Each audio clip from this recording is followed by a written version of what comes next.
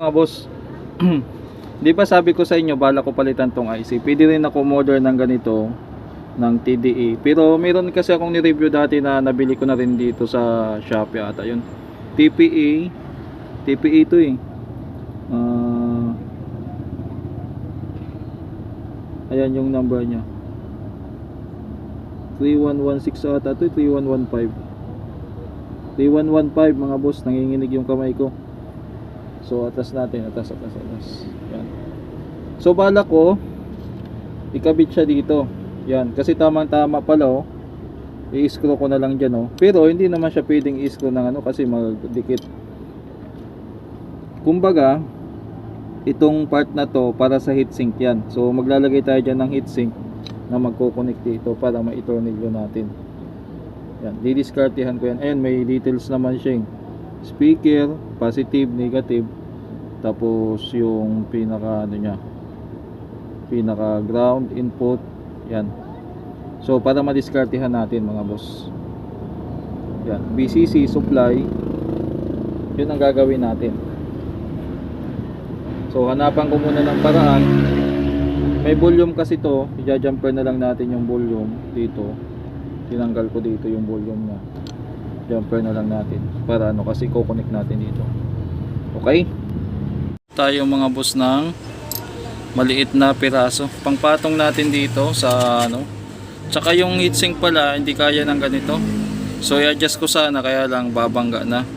So dito lang sa gilid pag ano na lang yung style natin. So ito didikit natin yan dito sa pinaka body niya kasi ayan yung para sa heatsink.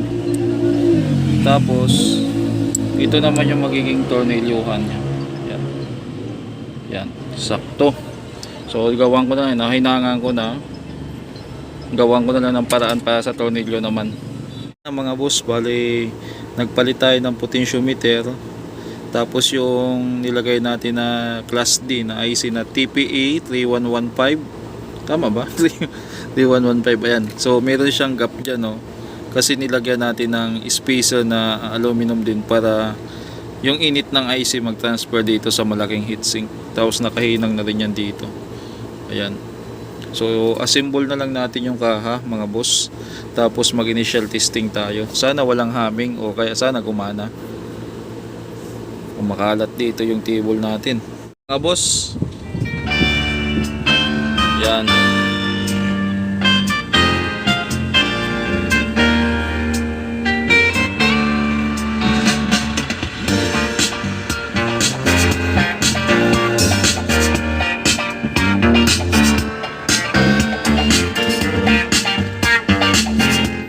Okay, kwento lang natin ang nangyari dito. So yung dati niyang IC nasira ito 70-97. So 10 watts lang siya per channel, the stereo. So ang nangyari, imbis na bumili tayo nito, kinabit ko yung class D na TPE 3115 na class D amp. Tapos nung kinabit ko siya, medyo mahina ang gain. Nakasagad na yung volume, parang ganito lang ang tunog nyo. Yan, ganyan lang. So naalala ko may binili akong preamp. Pag mahina ang gain, pwedeng ikabit to. So nagamit ko ngayon, kaya malakas na siya.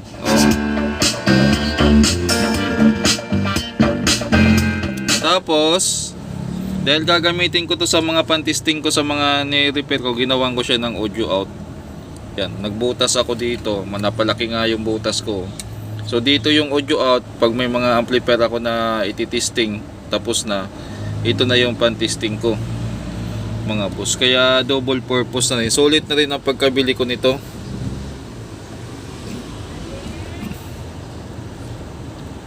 So ayan mga boss, nabili ko pala to ng 100.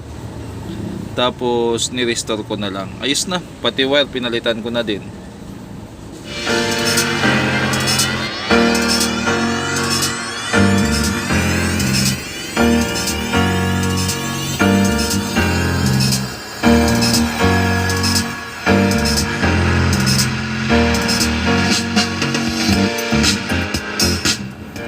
Okay, so ayos na talaga.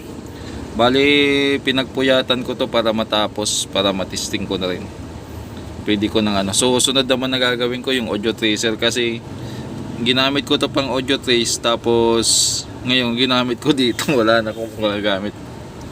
Hanggang dito na lang yung vlog natin tungkol dito sa nabili natin ano na Bosca.